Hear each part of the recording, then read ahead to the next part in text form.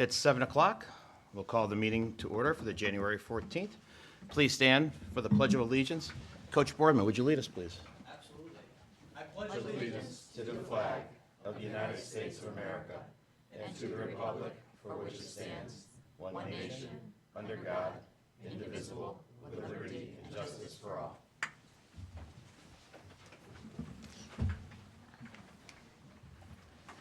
Keith, you're up.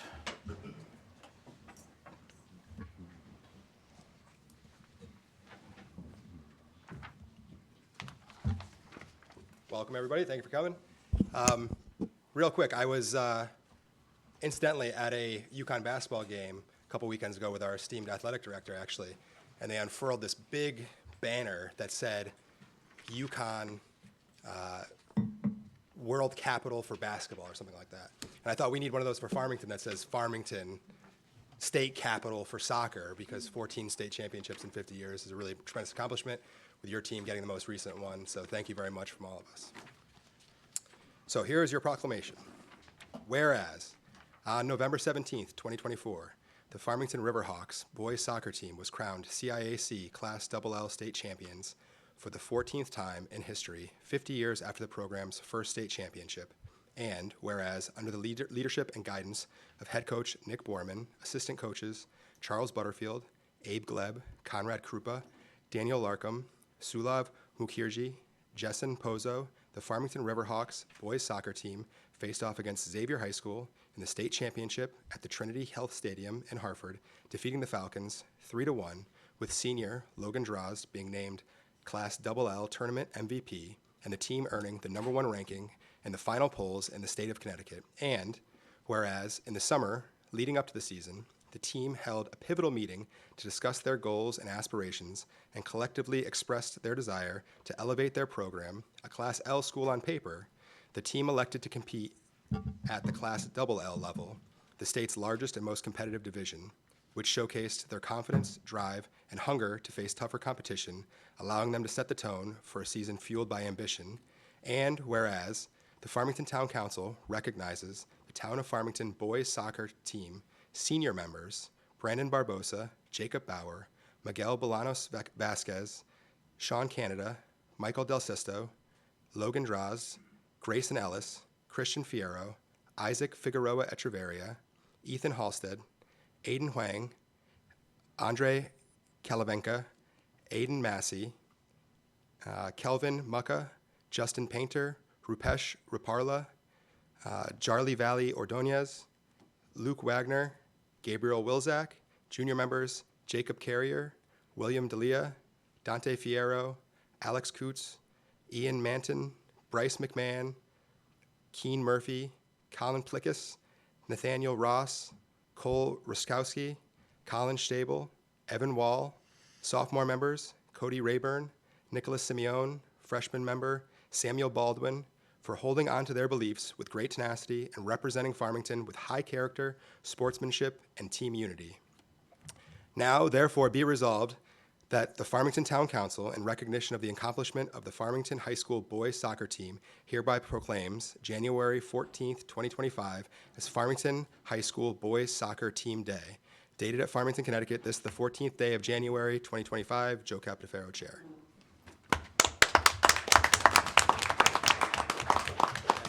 Have your official proclamation, Coach, if you want to come and grab it and maybe say a couple words. And Absolutely. there you go. Congratulations. Wow, it's amazing. Thank you very much. To the whole town council, thank you so much for having us here. This truly is an honor.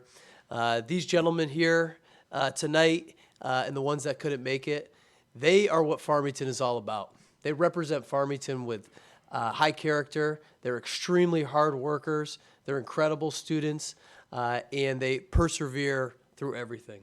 I couldn't be more proud as a coach. They dominated on the field. They truly were the best team in Connecticut this year, and in many people's minds, outside of the program, the best team in a long time in Connecticut as well, too. But with that being said, they are way better off the field. They're already making Farmington proud on the field, and they're going to continue to do so upon graduation. These guys are incredible human beings, and I can't wait to see what the future brings. So thank you so much for this great honor, and I expect all of them to be back to continue to make the Farmington community amazing. One of our captains, Ethan Halstead, would like to say a few words as well. Thank you. Hi, I'm Ethan Halstead. Come on up to the mic. You're not getting away that easy. Come on. I'm Ethan Halstead. I was a senior captain this year, and I'd just like to say some thank yous on behalf of the whole team. So first of all, as Coach said, thank you guys for holding this. I'd like to thank the AD, Mr. Martorelli. We all know how much work he puts in to the success of the soccer program. I'd like to thank all the parents. They invest so much in us, all the time, effort, and money, whether it's taking us on trips to Virginia for FSA or whatever. They really invested in our success from day one. I'd like to thank Coach. He's another person who spends so much time for us, all these late nights watching film, traveling to wherever to watch other teams play. We all know he's the best coach in CT. We couldn't have asked for a better coach to lead us to the state championship this year. And lastly, I'd like to thank the town of Farmington. We couldn't have done it without them. They were there at Trinity Health, cheering us on the whole time. We really got the whole town out, and their support really pushed us to do better. Thank you.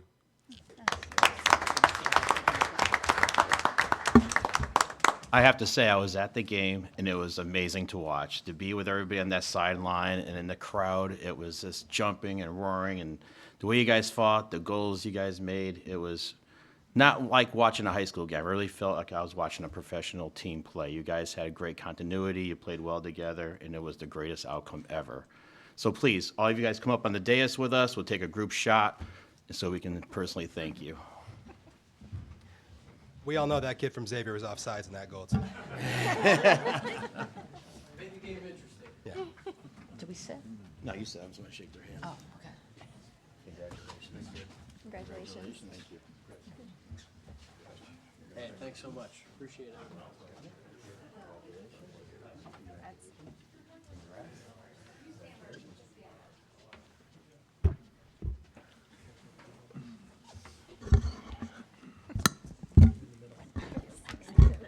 Dave, put your mic. Sure. Get into the light. There you go. You guys, put your mics down.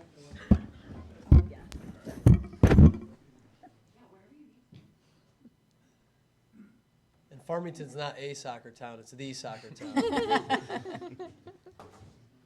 Matt, come on in the picture too. Get on this one. Maura, did you get one? I did. All right. Great. Thank you. Coach. Congratulations, guys. Thank you all, really appreciate it. Thanks so much for having us. Hope to have you again next year. That's right, we'll be back. Thank you very much. Thank you, guys.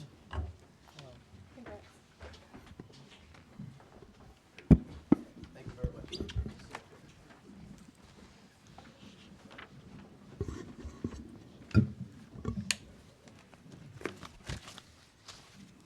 All right. We have no public hearing. New items, we have none.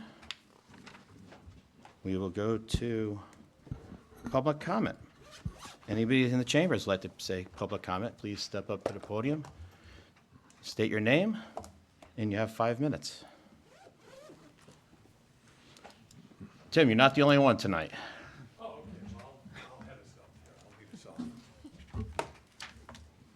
Tim Kelly, 62 Westview. It's a new year, and that brings us into a new budget planning season. Tonight, I believe the council will discuss budget targets for the coming fiscal year, which starts July 1st.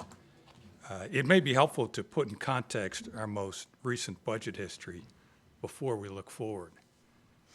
For our current budget year of 2024-25, Farmington increased expenditures overall 6.05%. Canton increased expenditures 3.99%. Simsbury increased theirs 3.97%. West Hartford, 3.49%. Glastonbury, 2.97%. And Avon, 2.96%. So Farmington was 50 to 100% higher than comparable neighbors. That's quite a baseline.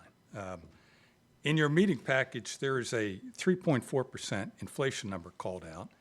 I'm not sure where that came from, whether it was a one-month view or perhaps a look-back number extending back to 2023. Anyway, as you know, the Federal Reserve is responsible for monitoring and managing inflation. The latest Fed PCE inflation outlook is for 2025, 2.5%. For 2026, 2.2%, and then the out year 2027, 2%. By the way, the Social Security cost of living increase for 2025 is 2.5%. These data points are important to consider whether you are planning a one-year budget or negotiating a 3-year contract. So let me close with this cumulative history. The PCE inflation rate over the past 4 years totals 16.5%. The 4-year Farmington tax increase total, 21%.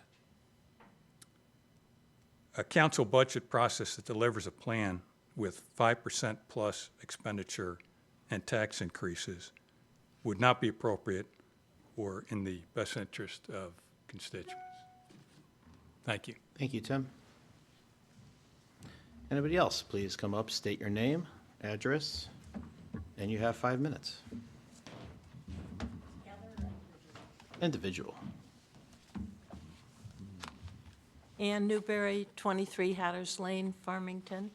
And Beth Kittner, 24 Farmstead Lane in Farmington. Good evening. Tonight, we are speaking about our compensation as your registrars of voters for the town. There are 2 items. First, the stipends we are requesting from the early voting funds that were issued to Farmington from the state. And second, our salary for 25-27 through 2027. Beth will address our salary, and I'll now speak to the stipends from the early voting funds. I would like to begin by saying the Secretary of State, Stephanie Thomas, made clear that the use of the early voting grant funds given to towns could be applied toward pay for the registrars. And all of you have a copy of that notice in your packet. In 2024, there were 3 early voting events. There was the presidential preferential primary, April 2nd, with 4 days of early voting, the end of March. In August, there was a U.S. Senate primary by the Republican Party for 7 days. And in November, there were 14 days of early voting before the presidential general election on November 5th. For each of these early voting events, the registrars must find and train poll workers how to use the Connecticut Voter Registration System, known as CVRS. The registrars set up passcodes for each worker on CVRS, and CVRS is totally new to the workers, so we were required to assist during the day with all manner of technical difficulties they had. Just so you know, being a poll worker for early voting is entirely different from being a poll worker at the polls. Additional staffing for early voting in 2024 required a minimum of 5 workers for all but the August early voting events. There were more than 200 hours of early voting in 2024. In November's general presidential election, in addition to the voters checking in to vote, there was also same-day registration for new voters each day of early voting. Therefore, a registrar or one of the deputy registrars needed to be present to register new voters and then allow that person to vote. Often, that meant calling another town to make sure that the person now registering to vote in Farmington hadn't already voted in the town where they were coming from.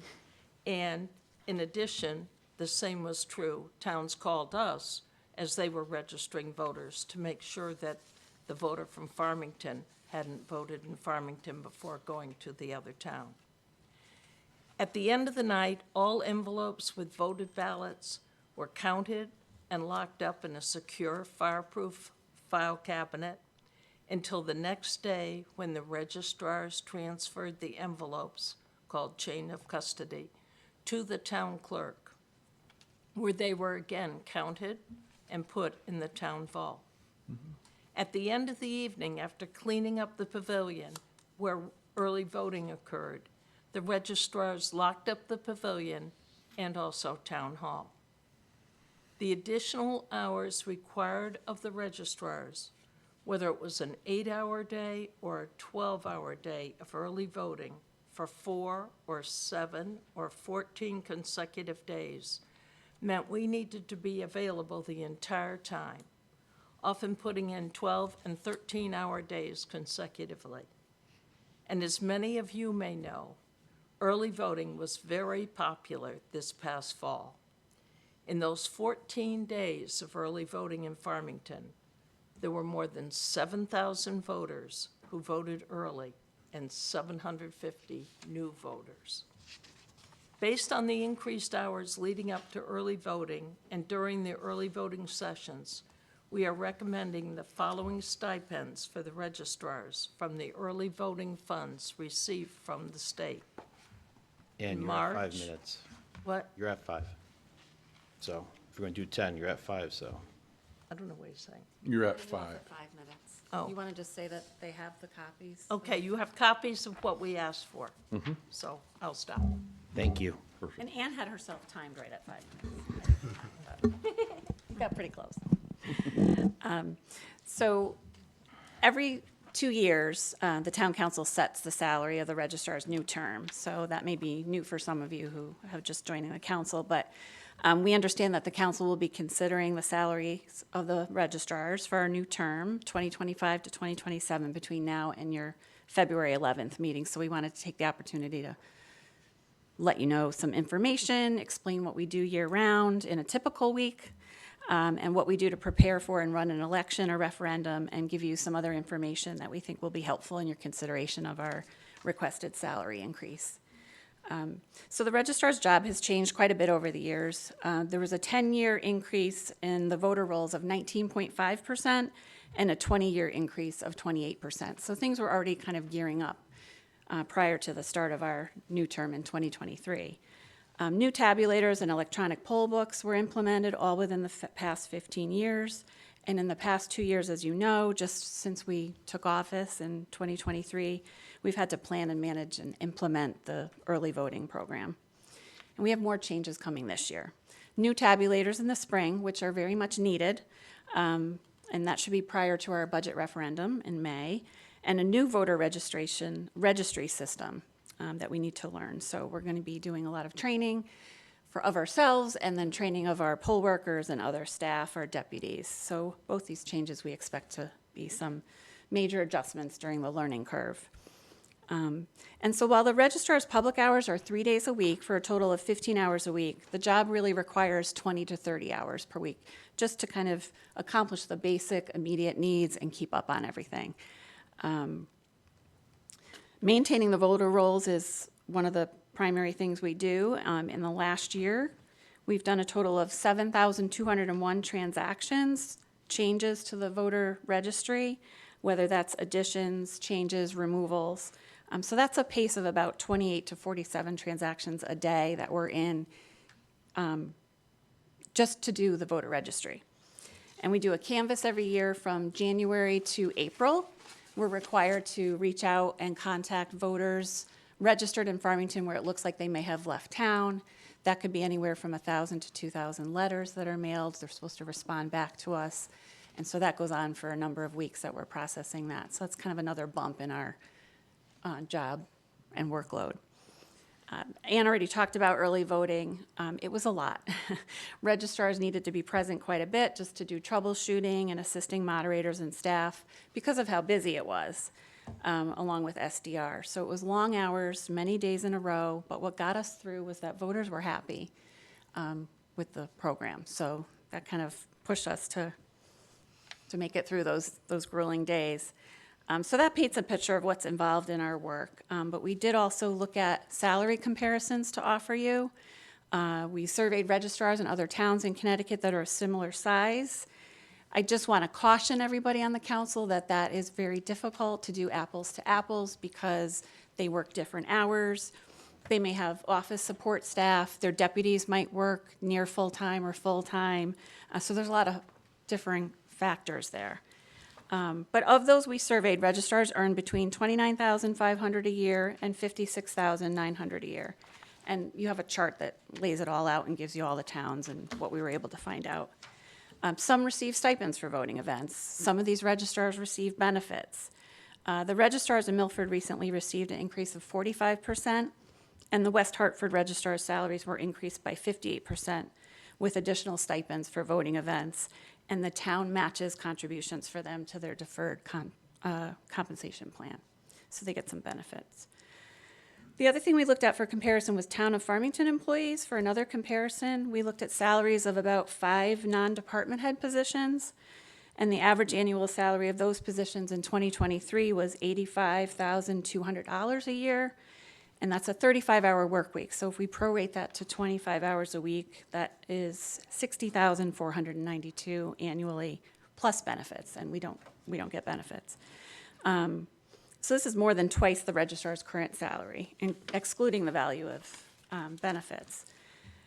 So overall, the salary for the registrars really just hasn't kept up with all the changes, especially those in the last 2 years.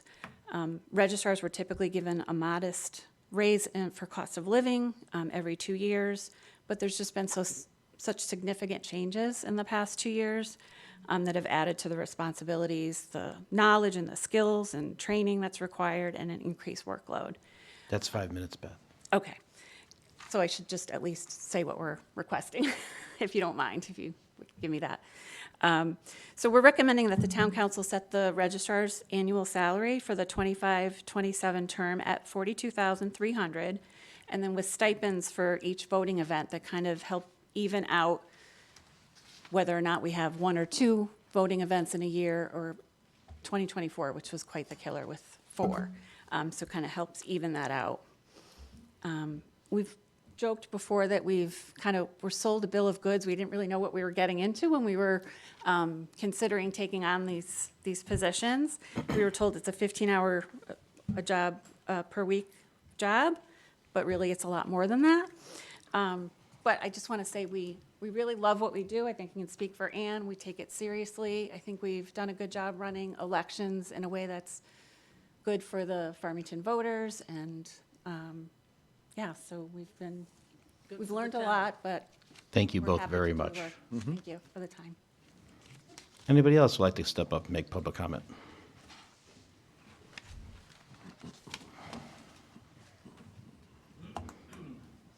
Please state your name and address, and you have 5 minutes. Okay. Neil Kelsey, 42 Walnut Farms Drive in Farmington. I've been involved with elections, moderating, and working in the polls for over 10 years now. This past summer, I became deputy registrar as well. So I've seen the effort that went through that office, 10, 12 years ago, and I saw the effort this year. And what I can say is that the entire system has become so much more complex over that time.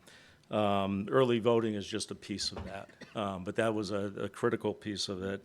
Beth mentioned 10 to 13-hour days, really starting with October 1st this year, just to get ready for early voting, and then being there for 14 consecutive days, shepherding 7,000 people through and 750 same-day registrants.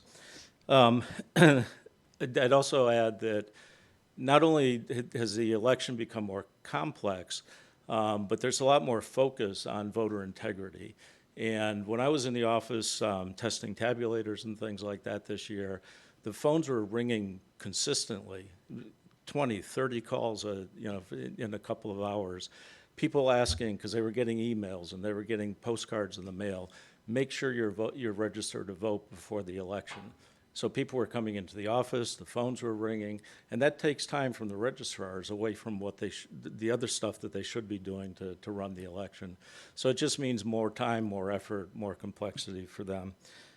CVRS is different technology. They mentioned that, so I won't elaborate on that. I would add, though, that on the weekends during early voting, it was the four of us, the two registrars and the two deputy. We were technical support. We were opening the building. We were shutting the building down, turning the heat on, turning the lights off, trying to troubleshoot computer programs as they came up. So that during those 2 weekends was critical.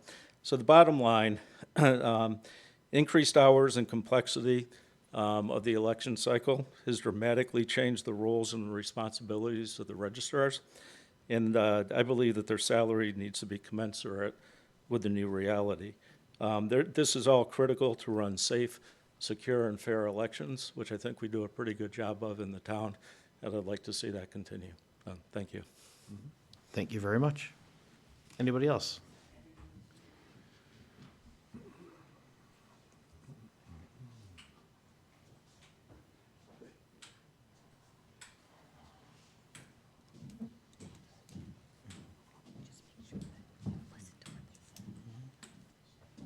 Don't be worried, I brought my notes with me and they're very tiny. I hope I can read them. My name is Edward Leary. I am a resident of 19 Whispering Rod Road, and I looked at the calendar the other day to discover this is my 50th year in town. So Happy anniversary. I guess I must like it because I'm still here.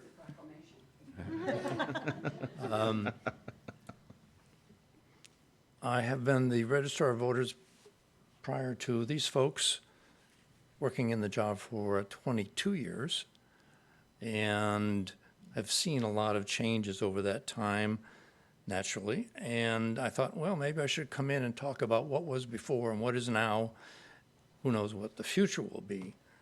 The job that I took was truly part-time back in the year 2000, and we were obligated to be in the office at least 3 days a week, and we were paid a fixed salary of $14,000 a year. And my wife said, go take it, get out of the house. So I did, and I was there for 22 years after. But it's gotten more complex, as you've already heard, and it wasn't a tidal wave. It was a gradual change of new imposition of state mandated changes, law requirements. Farmington grew in population, and lo and behold, instead of having one senator and one state representative and 2 polling places over about 15-year time period, we doubled. We had 4 of those representatives and 5 polling places. And that got to be quite a logistics effort. There required a lot of town help to get it organized and unorganized at the end of the cycle. And that's just an indicator of what's come with our voting system here in our town. I'm sure other towns have done similar reorganizations time and time again. And I was surprised to see these very capable people, after hearing my description of what goes on, said, yeah, I'll do that, I'll do that. That's nice, I can do that. But they have discovered there's a lot of nitty-gritty to the job that bogs you down, and you can hire people and try to push it all through, and that's fine, and that's what's necessary during push times. But along came early voting, and instead of having voting day, we've come to what I call voting month, because you have to go through an awful lot of rituals before, during, and after. Instead of you do it one day, you do it day after day after day after day. The crowds may not be big in any one day, but it's kind of like being on a treadmill. You can't get ahead because the next day is coming down your throat. So in my mind, it's been a little frustrating for the newcomers to get it all done, but they've done it. I haven't heard any complaints, any pending lawsuits. So you've got some good people here. And once I heard that they're not struggling, but troubled by the pay scales that were being opened to them, I said, that's not right. we need to compensate them and the future registrars who are going to have more demands on their part too, to make it feel like it's a professional job, a worthwhile job, a job where they can buy more than groceries when they take the paycheck home. So I'm in there to promote the idea that they should have a pay, salary, or stipend that compensates them for the added burdens. Farmington's not the only town that's going through this. I have no idea how this is going to shake out. The state has overdone it. They've required too many voting days, in my opinion. It's increased the convenience for voting. It hasn't increased the turnout. That's the biggest disappointment. The turnout from other surveys I've seen doesn't go up. They just spread it out over the days available. And that to us is discouraging because you get ready, you're holding a party, you want everybody to show up, and only half the crowd shows up and you feel demoralized. Anyway, I know there's talk about surveying other towns for this thing, and I would caution the council to watch out for surveys because we have done this in the past for other purposes. Surveys of 169 different towns, if you ever get that information, is going to show you 50 different ways of doing business. And there's no way of saying, that's the one, or look what they've gone overboard on that. So when it comes down to it, you're going to have to use your gut and say, what's fair, reasonable, and then be willing, maybe 2 years hence, to revisit the equation because you said, you know, we didn't do something the way we should have. So they've proposed something, I've looked at it and said, oh, that's good. That's a real benefit to you. That's sort of an incentive to keep going. They're quality people and you want them back and you want the next people coming in will be equally qualified. Some registrars I've met in other towns, I wouldn't want to call them qualified. Somehow they got the job for connection reasons. But our people are super and they're still motivated and hope to keep them doing that down the road.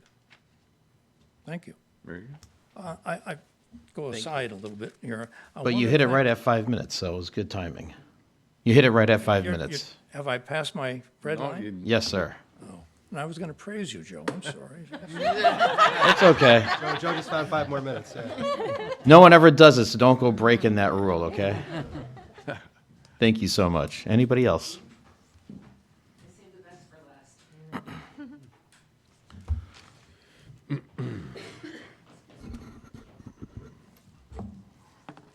My name is Mary Jane Parlow, 83 Farmington Chase, Farmington. I wish to speak in favor of the registrar's request for salary increase and stipends this evening. Just going to give a little background, which most of you know. I started working as an election worker in around 2010 for Barbara Brenneman. After a few years, she asked me to be her deputy registrar.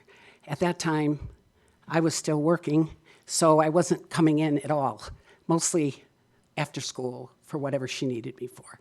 There weren't a lot of jobs we did at that time. So I would come, do whatever she asked me to do, and just never got paid because I didn't know it was a paid position, and I don't think it was. No problem. All right. So unfortunately, in September of 2021, Barbara had a stroke, and I began to fill in for her, not knowing how she was going to do, whether she would come back or not. Her family decided she would not come back. So I filled in for her, and it was decided that I would take over for her position. And I was paid $21.96 an hour. That was a lot of money. For me, that was a lot of money. I think it was more than I was getting for teaching. So knowing that the position was a 15-hour-a-week position, I started redoing the weekly duties, coming in Tuesday, Wednesday, Thursday, doing what I could do. And I was given great support by Ed Leary, and the manager, Kathy Blonsky, and her staff would support me in anything that I needed help with. Little by little, as the November election came, we realized that Barbara was not coming back, and I would have to take over this now November election, the big November election. So I was paid weekly. I came in more and more because Ed and I couldn't get all the work done in 15 minutes. You can't get all the machines tested and all the workers trained and get the workers first to train them. And so it was an ongoing learning experience for me. Learning how to do the canvas, what Beth referred to, learning how to do registrations, removing people, and you had to get these people done because at elections, they have to be off the list or on the list. So you have to do it within that required time period. There were also all the other daily issues that had to be dealt with. So in August, I was taken off the hourly rate and put on the salary rate. I don't know whether that was good or bad because I really never looked at the check. It just went in my checking account. Doing all of that, I decided not to seek the registrar's office for 22 to 24. Not because I didn't appreciate it and I didn't like it, and the town really was very good to me. I knew what the future looked like for the registrars. Big changes were coming, and big changes did come. Early voting, training everyone, going to the convalescent homes, and all the other extras that we really don't know about that we have to do every day. And the learning process was a great curve. You learned, and then you learned what you needed to get done to get by, which was fine. I am now the deputy registrar for Beth Kittner, and I do help Ann in the office. And it's a lot of work because I've come from deputy registrar, now back to deputy registrar, and the deputy registrar could be there every day because it's the paperwork that kills you. It's constant paper, catching up. And you never catch up because you always got the next thing to do. So I do hope that you will consider what the registrars are asking for. I think they deserve it. I think that they work very hard, over, above, and beyond. And I think that that's what we should do. So thank you very much for listening. I appreciate it, and have fun deciding. Thank you very much. Anybody else inside would like to make public comment? Anybody online? If you're online, please raise your hand. I don't see any hands raised. All right. And we will move on. We will close out public comment and we'll go to G. Make a motion to accept the December 10th, 2024 regular town council meeting minutes. Second. Motion and a second. Any changes? All in favor? Aye. Aye. Opposed? Motion passes. We will go to written communications and appeals. We have none. Report of committees, 1928 committee. We have nothing new to report today. We'll move over to bicycle advisory committee. All right, thank you very much. We have quite a few things to mention about what we're doing in 2025 and what we've been doing all of last year. One of the things you know that we're doing is we have an RFP that's going to be going out this first quarter for design of the cup handle for the Trails grant that we received. So I guess that's already in play, Kathy, is that correct? That's my understanding, yeah. Awesome.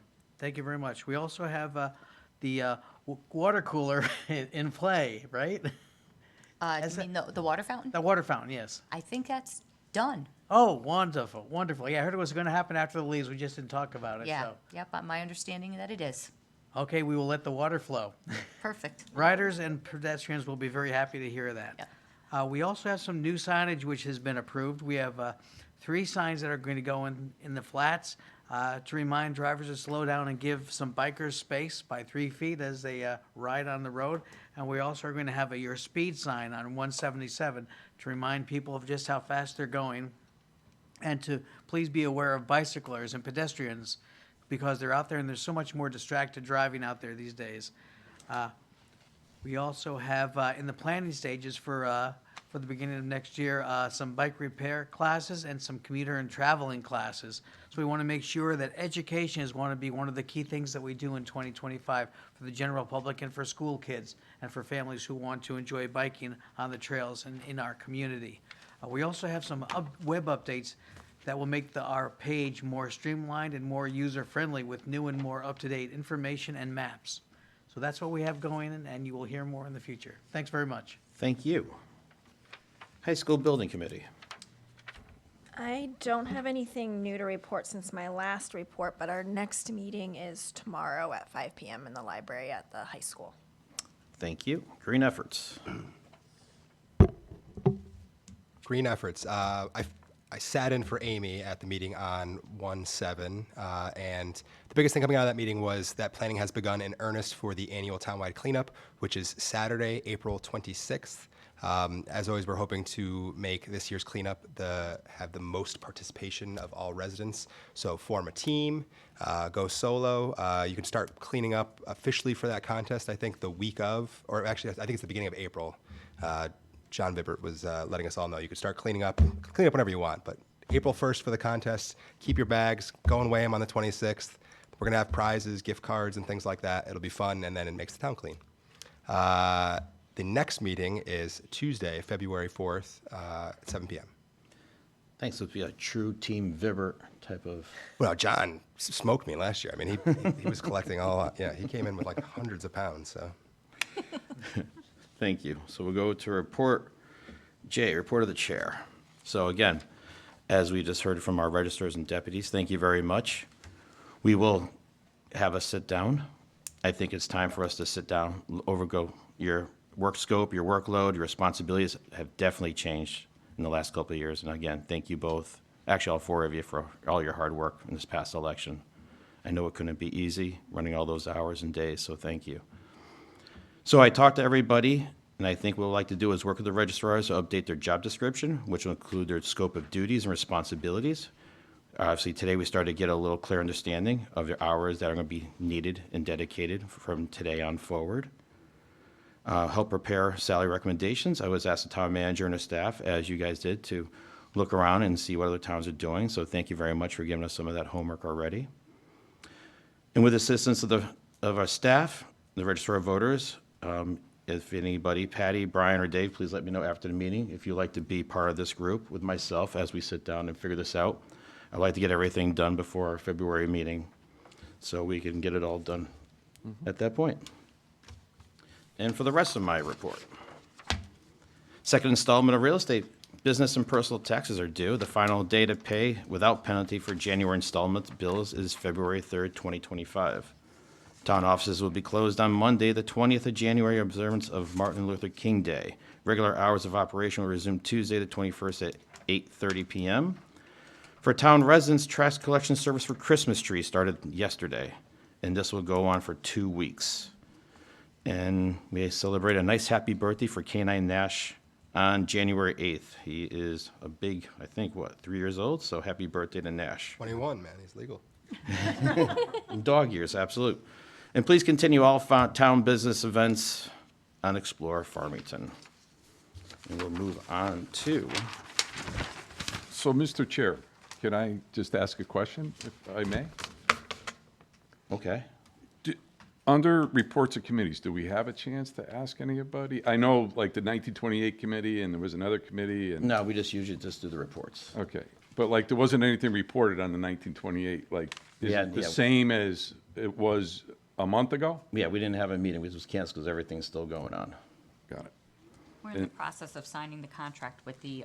KBE? Yep, KBE. So Okay. we're working on that. We're going to meet in, when is our next meeting, Kat? The end of the month. End of the month. So we canceled the mid-meeting and we have the meeting at the end of the month instead. The contract's about 99.99% ready to go. And then we're going to have a kickoff meeting at the end of the month. And that date is January 28th. 28th. Okay.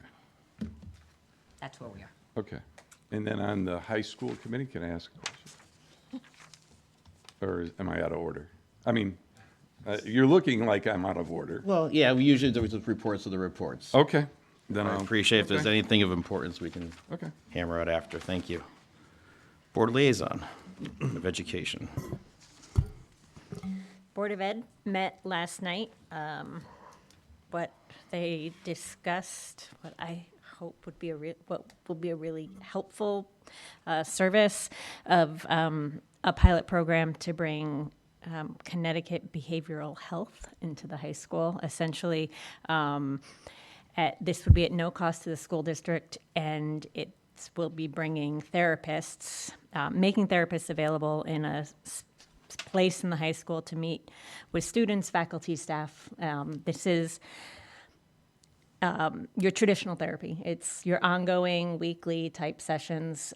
Essentially, it saves parents from having to pick up their kid and take them to a therapist and take time off of work or just for saves transportation. It has a therapist in the school. This is separate from what are the existing services. Existing school services provide school-based supports, whereas this would be more of your traditional therapy.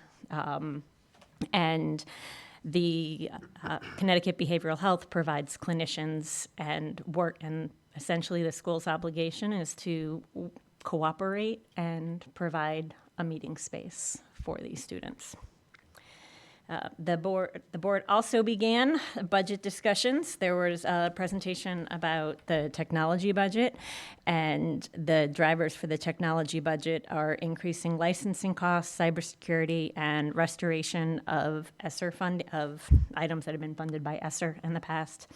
They also discussed the major projects that are anticipated for 25-26 that will be out of the operating budget.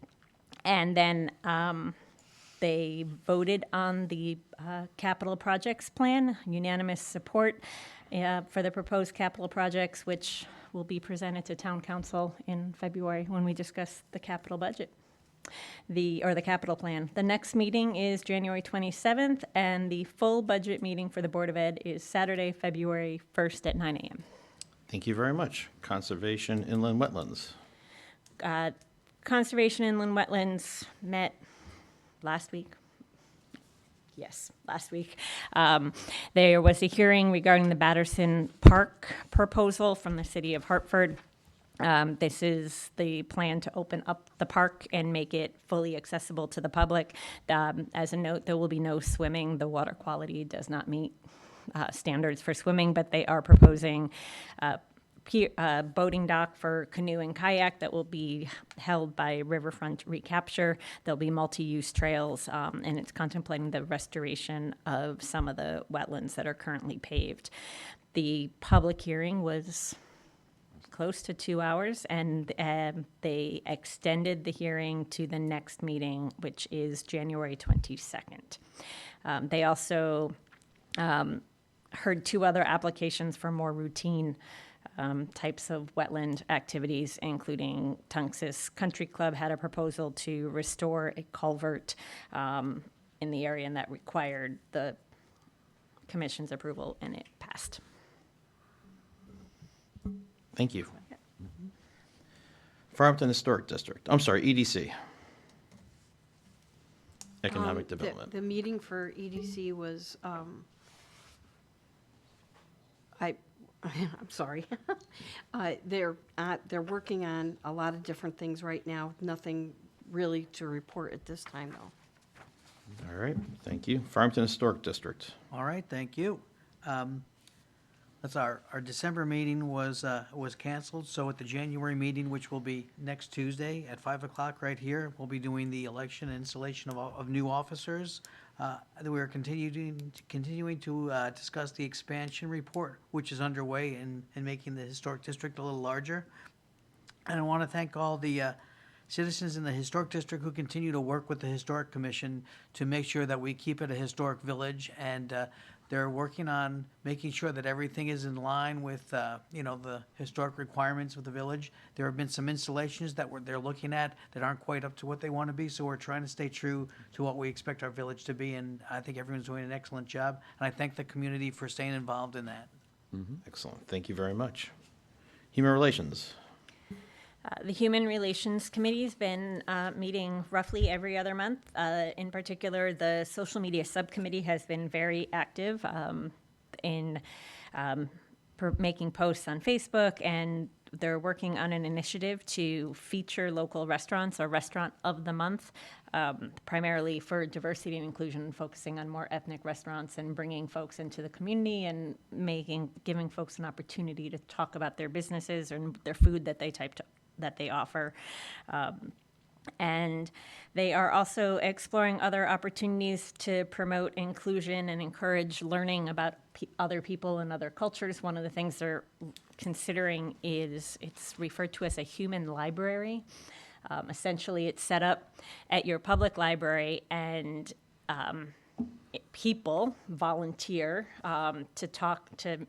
They're generally think of the person as a book, and you sign up for a slot, and borrowing the book means you go talk to that person for an hour, and you can ask them basically anything you want. It's supposed to be like open book, an opportunity to learn about different people that, whether they're veterans or someone of a different culture or religion, and it's just a way to try to expand knowledge and make people more knowledgeable. I don't know. I'm losing my words. They also discuss the annual Human Rights Day award recipient, and that should be announced soon. And then the finally, the Youth Advisory Committee is seeking high school students to participate approximately 8 hours a year. And the next meeting is Monday, February 10th at 6 p.m. Thank you very much. Library Board. Library Board met December 18th. Very business as usual meeting. A lot of work being done right now in the strategic plan for the libraries coming into this year. The thing I wanted to make sure I highlighted was that Makers Fair, which was really successful last year and a really fun event for kids of all ages, adults too, will be held Sunday, March 23rd from 1 to 4 p.m. So put that on your calendar and don't miss out. Next meeting is tomorrow night via Zoom. Thank you. That was a good time last year at the Makers event. Town Planning and Zoning. Town Planning and Zoning met last night. That would be January 13th. And I would say the big takeaway on the meeting was the City of Hartford application for a special permit for improvements at Batterson Park, including a new driveway, parking areas, park support buildings, boardwalk, and picnic areas located at 95 Batterson Park. This has got a lot of momentum. Obviously, Patty had talked to the Conservation and Inland Wetlands application that they have. They presented their plan last night to TPZ in a public hearing. In addition, Riverfront Recapture was there. And I think that's the special piece now, that Riverfront Recapture has been kind of handed the management of the park. So through the passport system of the state, Riverfront Recapture will be fully funded to actually skillfully manage the park, like they do up in Hartford at the 4 different areas that they have up there. So there was some comment. There was some comment online. There was some comment in the chamber, and the public hearing got continued to January 27th, the next meeting, 2 weeks from yesterday. And I think they have a little more homework to do and answer some questions that the commissioners had. But I would say that right now it's positioned very well as far as what they've presented and how they're going to manage the park. The one thing that they did say yesterday, if the approvals in Farmington were affirmative, that they would be looking at starting the work in 2025, in the spring of 2025. And that's what I have to report. Excellent. Thank you. It'll be a great piece to get open again for not only for Farmington, but for the surrounding communities. Unionville Historic District. The Unionville Historic District has been working with some of the homeowners within that district on home improvements. And they've got a few projects going. And other than that, that's pretty much it. All right. Thank you. And Water Pollution Control Authority. The most recent meeting was last Wednesday. The thing that I wanted to report is that Mark Batorsky, the superintendent of the WPCA, left for another opportunity last month out of state. And so we're looking to replace him. He was a great superintendent, so I know there are big shoes to fill, but we're looking to get him replaced. All right. Thank you. Yes, he was a great asset to the town, a good employee. He will definitely be missed. And we are skipping 10 to Unionville Village Improvement Association since it doesn't exist. Okay. Report of the town manager. You have your, the written report in the packet, but the first thing, again, it's customary to invite our legislators to our February meeting, so I was planning on doing that to talk about the upcoming state budget. I left in your places, it's not a change, but I thought if you maybe wanted a hard copy, is the upcoming budget schedule. So that was in the packet, but I also just left you a hard copy. And just that the ad hoc fire station committee and the ad hoc sidewalk committee will be established at this meeting, I'm hopeful.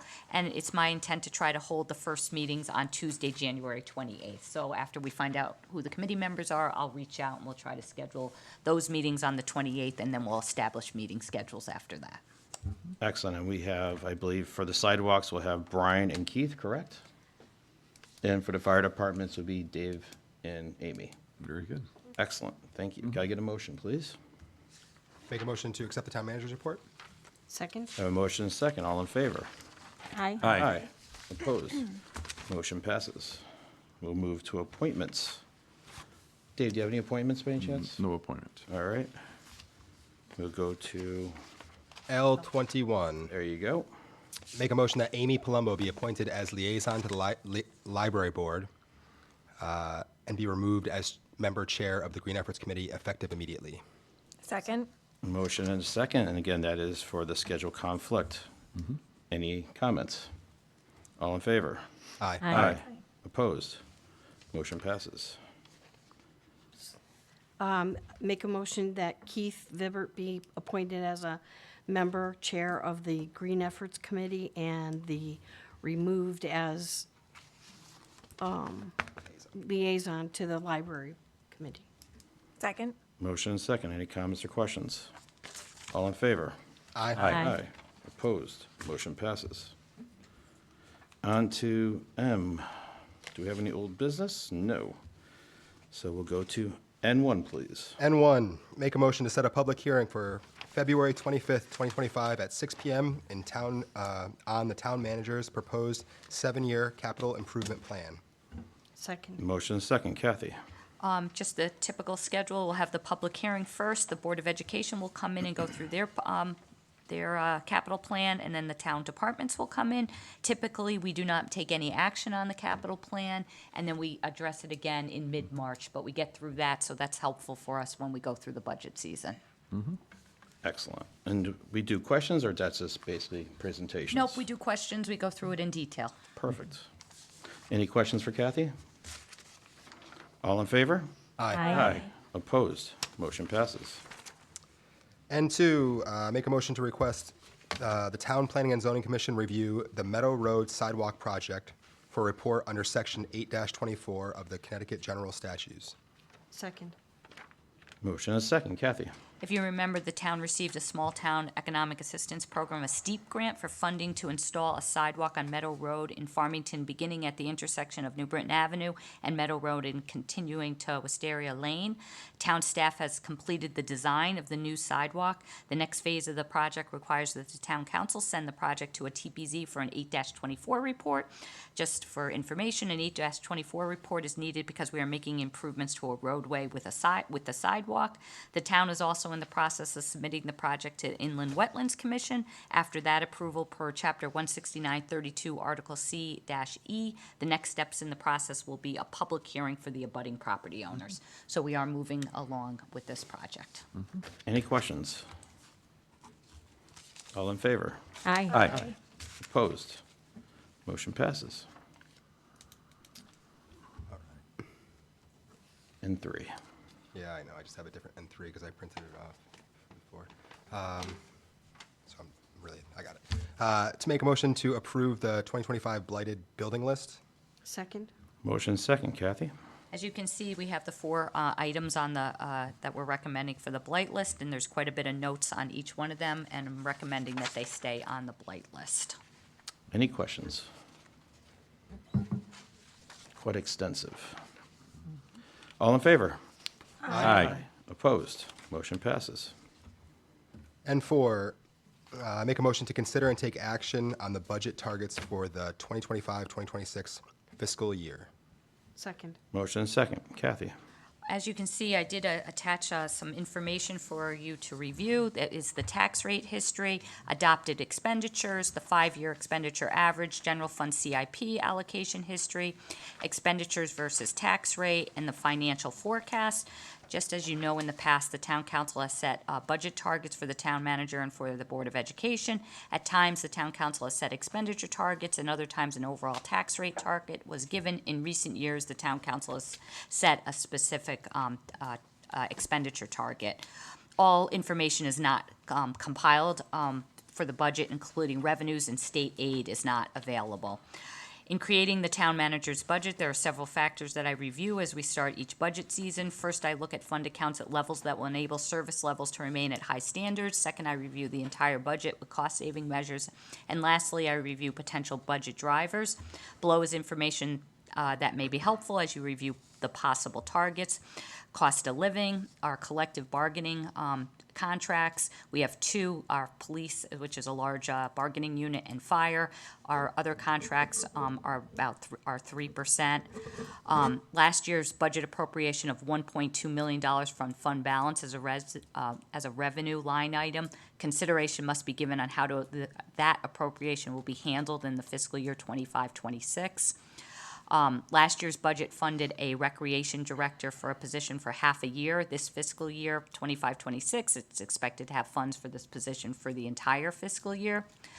As we know that the municipal offices are expected to move up to the new town hall in early 2026. As a result, funds must be included in the fiscal year 25-26 to operate and maintain both the new town hall and this town hall annex. And then just obviously, I've talked about the cost of living, but just inflation. I mean, everyone has the same thing that they're going through at their homes. Things are expensive. Utilities are expensive. Everything's expensive right now. So there is some budget drivers going on right now. We just started the town side of the budget to go through things, but right now, I don't think that based on our strategic plan, I don't think there's any true, real new initiatives that are being driven through the budget, except that we do have a full year of the recreation director, which is in the budget, and that we're going to be running for half a year, both this building and a new town hall, which is obviously going to be a driver and something different. Okay, so again, we're discussing the budget targets. We're not looking at the tax increase number. Any questions, Brian? Statements, comments? Actually, just a question that's not on the page, but when are we up for revaluation? Is there any consideration of doing that? Revaluation it's not next year, Joe, it's the year after, correct? And then we will see money in the capital because we are going to start the process, but the actual reval where it's going to be the effect is not next year, it's the year after. Okay, yeah, I know it had a huge impact on us a couple of years ago. Is there any advantage to doing it sooner than that to kind of help even things out a little bit? I don't think by law you can even do that, but I don't think there is an advantage, no. You can't? Oh, okay. Yeah. The way housing prices are, I doubt it. They're still climbing. Patty, you have anything? I don't really have questions right now. I want to say, Kathy, I appreciate the bulleted list here. It's helpful in terms of guiding information about what you anticipate is coming forward, and I do think this helps to guide this discussion. We don't have this information yet about the Board of Ed needs, and I think with the budget being, I'm doing really quick math in my head. It's what, 65% Board of Ed? 66, yeah. 66% Board of Ed. I think it's challenging to set a target without really knowing what the needs are. I believe and understand that from part of the discussions last night at the Board of Ed meetings, special ed services are going to continue to be a very significant driver. And I'm hesitant to set a target that binds the board without knowing more information about what the board needs. And I know the word binds is the wrong word, so don't jump on me on that one because I know it doesn't bind them. I just used the... but I think it's important as town council that we have an opportunity to consider and understand the full scope of needs. And I think a lot of times there's this pressure when a target is set to come in at that target or as close as possible to it. Sarah. I have, I think, a couple of questions. The first is my understanding correct that we used everything we had from the fund balance in the past budget, the 1.2? Was that all? Because I remember the prior year we didn't end up using it. Did we use it all? We're still in the process of being in the year, but it looks like we are going to use the majority of it. Okay. Yeah. And then my other question was, I know when we look at the average of the spending increases, the 5-year averages that are on page, I think it's well, actually, I don't know what page it is. But it has the Board of Ed at a 3.28 increase, and the town at a 2.89 increase. That's the average over the 5 years. And does that, then when you're looking at those averages, does that equate to the 5.36 tax increase on the projected tax increase change? I'm not asking that question right. I guess my question is, how do you get to the 5.36 projected tax increase in the 25-26 budget? What's that number based on? And you're talking about in the forecast. The forecast. Yeah, that's based on their averages, right, Joe? So on the town side, what is it? What did you put in? 2.89. 8.9. Based on a Board of Ed of 3.2 and town of roughly 2.8, 2.86, 2.87. Okay. So I know we had the discussion about targets last year, similar to what you just brought up, Patty, and we had the same kind of discussion along lines of, is it good to have a target before we have, we know all the information? And I tend to think it's good to have a target. No one gets held to it. You're not to attack you, but Yes, Not to you're bind them, we're not to not bind them, bound by right? it, and we certainly didn't. No one was bound by it last year, if I remember our discussions. So, I think I'm in favor of having a target. I think it's a good idea to at least have some realistic understanding of what the numbers are. Because even if we look at just this 5-year average, we go with a 3.2 to the board and a 2.8. The 2.9 for the town. You're looking at already a projected mill rate increase of over 5%. So I think it's good to have this discussion now and kind of have a sense of where we think our target should be, with the understanding that, obviously we're going to see more detail on what everyone's going to say. But that's sort of what my position is. All right. Dave.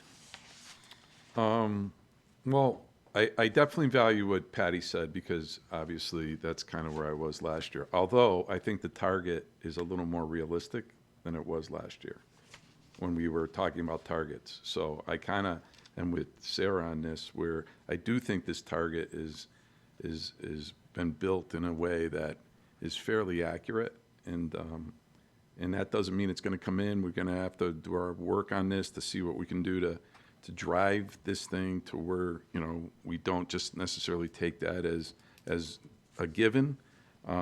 But this particular target I'm okay with. All right. Amy.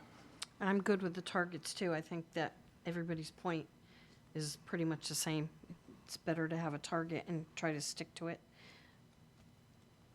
Okay.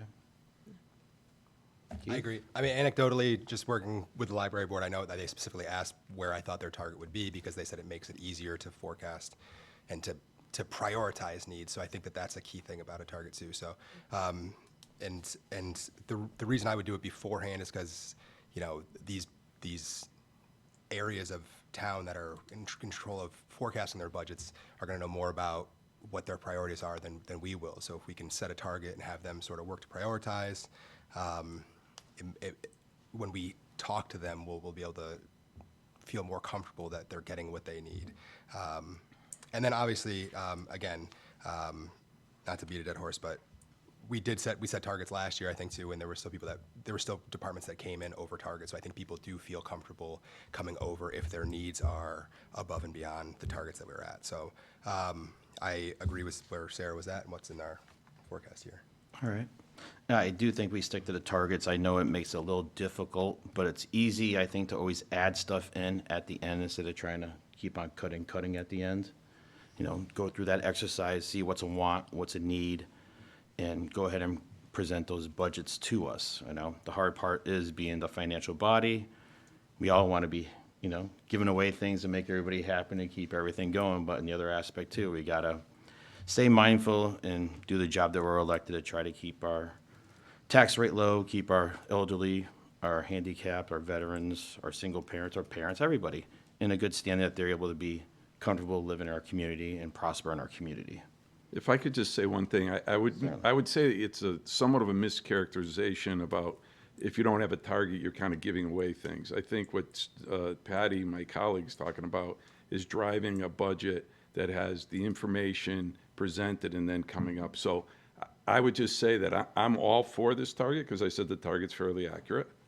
But I do understand where Patty's coming from because you build something from knowledge, and necessarily targets are sometimes things that are just artificially put in place, and then, you know, you don't want that necessarily to be the driving force, right? So I would just take exception a little bit to the mischaracterization that we're giving things away if you don't have a target. No, I didn't like give it away. I mean, it's like, it's Okay. always a give them, like put them back into the budget. Okay. So they come in and say, at this level, we're losing this, this, and this. And then we can prioritize what's a true need and what's a want. Got it. All right. Anything else? Kathy? Just so I can have some clarity and make sure everyone understands and I understand. So, Keith, one thing you said is sometimes the departments come in. I typically never come in. Not your department. Okay, so I just wanted to make sure that. I was trying not to single any. Yeah, no, but I just portion wanted to of the make budget sure out. that it's clear that you expect me to come in on the target. That's what I typically do. The goal is for everybody to, yeah. Come in, Yes. and that with the understanding that, just so we're all clear, is that even though we've just gone through the budget based on inflation and based on what we've seen and based on the needs, we are going to see, it's going to be very, very difficult to meet that target. But I do like having a target. It gives me some direction, and typically what I do is what we're going to be missing based on the fact by keeping at that target. And I'll give an understanding to the council on what the different things are. But I do not think just based on inflation, the cost of living in our contracts, to keeping us under 3%, we are going to be able to maintain the same service level that we have right now. But I think that, like, I tend to agree that it's easier to put things back in and you have a list and we can prioritize it. But I just wanted to make sure that we're all clear on that a target that's in here is going to be very difficult to meet and keep the service levels the same with the drivers we have. Yeah. Okay.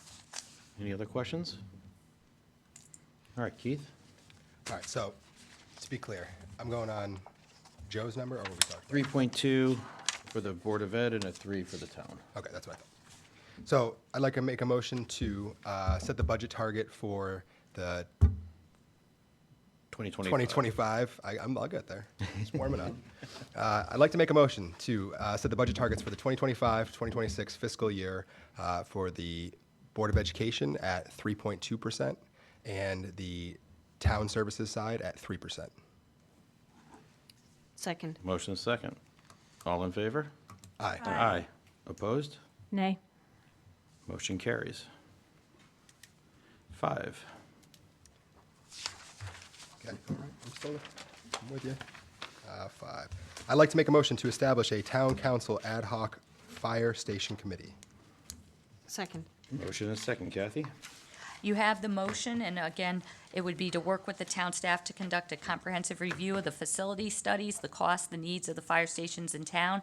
The ad hoc committee will be charged with the following: review all study reports, facilities, and cost of each fire station, meet with the fire chiefs to understand their needs and and specifics of their departments, review of the town fire department long-term financial forecast, creating a statement of needs. We're going to create the statement of needs and propose a building committee charge and budget. And I think you mentioned it before, but Keith, just to add in, it would be Dave and Amy are the members, and then the listing of the rest of the members that are there. Right. Correct, yep. Any questions for Kathy for the fire department? Okay, all in favor? Aye. Aye. Opposed? Motion passes. Oh. Make a motion to establish a town council ad hoc sidewalk committee to work with town staff, review the existing sidewalk ordinance, and report community survey results and recommended ordinance changes to the town council. Second. Motion second, Kathy. And to appoint the members, myself from town council, Mr. Connolly from town council, everybody, And the town staff, and the town staff. as listed. There you go. In a second. Second. That covered it pretty much. Yeah, and you can see with the charge, I hope I added some of the things that were talked about at the last meeting, but it would be to review the existing sidewalk ordinance and study sidewalk ordinances in other towns, determine what percentage of the town currently has sidewalks, educate the community on the current ordinance and process, hold public meetings, create questions, and hire a consultant to survey the community to gauge interest in new sidewalks, a town-funded sidewalk program, and the community's willingness to pay, develop and include preliminary cost estimates for various options of town-wide funded sidewalk program, work with Town Planning and Zoning Commission and town departments as needed, and report back to the full town council of the results of the survey and community input. Great. Yes. Would the council be open to amending item 7 to report back to the town council on items 1 through 6? To report back to the council the results of the survey. So you want to all of them, so review, so. I mean, it doesn't necessarily have to be a full report on all those, but that way those items are captured in whatever is reported back to the council. Yeah, I think that's a given, but we can put that in, yeah. Excellent. Anything else? So just so it would report back to the full town council on items. All the 1 action through items. 6. All the action items and the results of the survey. Yep, Perfect. got it. And thanks, Kathy. This is a really good summary of what we discussed in a list of, from our last meeting. Perfect, thanks, Patty. Thank you, Patty. All in favor? Aye. Opposed? Motion passes. Make a motion to approve the attached property tax refunds. You went And ahead. 7. Oh, come on, man, this is, I so well with those soccer kids' names, and I'm just losing every time. Make a motion to cancel the January 28, 2025 regular town council meeting. Second. Motion second, Kathy. So we're gonna cancel that meeting, but we're planning on having our ad hoc committees that night. And then we'll get a meeting scheduled for the ad hoc committees after that. Perfect. All in favor? Aye. Aye. Opposed? Motion passes. Number 8, to approve the attached property tax refunds. Second. Motion second. All in favor? Aye. Aye. Opposed? Motion passes. We have no executive session. So I want to thank everybody for tonight, wish everybody a happy new year, and we'll call for an adjournment. Make a motion to adjourn the January 14th, 2025 regular town council meeting. Second. Motion second. All in favor? Aye. Opposed? Motion passes.